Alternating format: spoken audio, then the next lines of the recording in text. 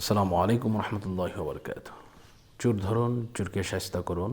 চুরির মাল ফেরত পেতে কী কী আমল করবেন আজকে সম্পূর্ণ কিছু আপনাদেরকে বলে দেওয়ার চেষ্টা করবো ইনশাআল্লাহ। আল্লাহ পাক রব্বুল আলামিন পবিত্র কালামুল্লাহ শরীফের মধ্যে ৬,৬৬৬ খানা আয়াত নাজিল করে দিয়েছেন।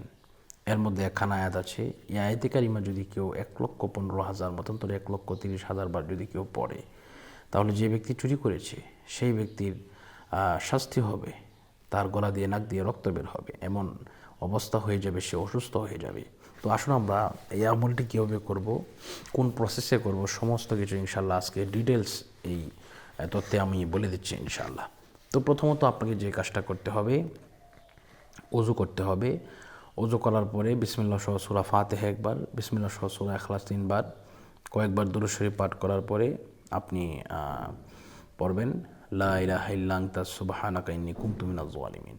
এটি যখন ১০০ বার হয়ে যাবে, প্রতি ১০০ বার পর পর আপনাকে পড়তে হবে ফাস্তাজাবনা লাহু ওয়া নাজ্জায়নাহু মিনাল গাম্মি ওয়া কাযালিকা নুনজিল মুমিনিন। এভাবে আপনি এটা পড়বেন। তো ইনশাল্লাহ এইভাবে যখন আপনি পড়বেন, পড়া যখন হয়ে যাবে, এরপরে আপনি দোয়া করবেন, দোয়া করে নেবেন। এরপরে দোয়ার মধ্যে বলে দেবেন যে আল্লাহ পাক, আমি আমার সমস্যা এই। আর যদি আপনারা যদি নিজেরা না পারেন, তাহলে ইনশাল্লাহ আমাদেরকে বললে, ফ্যামিলির লোক বেশি থাকলে করা যায়, এটা একা করা সম্ভব নয়। আমাদেরকে বললে আমরা ইনশাল্লাহ বলে দিই, আপনার নাম, আপনার পিতার নাম অথবা ঠিকানা এগুলো দিবেন, দিলে আমরা এভাবে করে দেবো। আমরা ১০০ ছাত্র দিয়ে ১,৩০,০০০ টাকা পড়তে ২.৫ থেকে ৩ ঘন্টা সময় লাগে। তো ইনশাল্লাহ এইভাবে করলে ৩ দিন থেকে ১ সপ্তাহের ভিতরে যে ব্যক্তি মাল চুরি করেছে সেই ব্যক্তি মাল দিতে বাধ্য হবে। যদি না দেয়, অবশ্যই সে শাস্তির আওতায় আসবে ইনশাআল্লাহ। তো এই জন্য সম্মানিত ভিউয়ার্স, আপনারা আল্লাহর উপর ভরসা রাখবেন। আমি একটি আমার কাছ থেকে তদবির করিয়ে যে ফল লাভ করেছেন, একটি সিমটম আপনাদেরকে বলি। মালয়েশিয়ার এক ভাই, আমি আল্লাহকে সাক্ষী রেখে বলছি, মালয়েশিয়ার এক ভাই, উনি ওইখানে থাকতেন। তো বাড়িতে আসবেন, ১৩ লক্ষ টাকা উনি জমিয়েছিলেন। তো এখানে বাড়িতে আসার পূর্বে উনি টাকাটা তুললেন, তুলে রুমে রাখলেন, উধাও হয়ে গেল। তো পরে উনি ইউটিউবে খোঁজাখুঁজি করে এভাবে দেখে আমাকে যোগাযোগ করলেন, নক করলেন।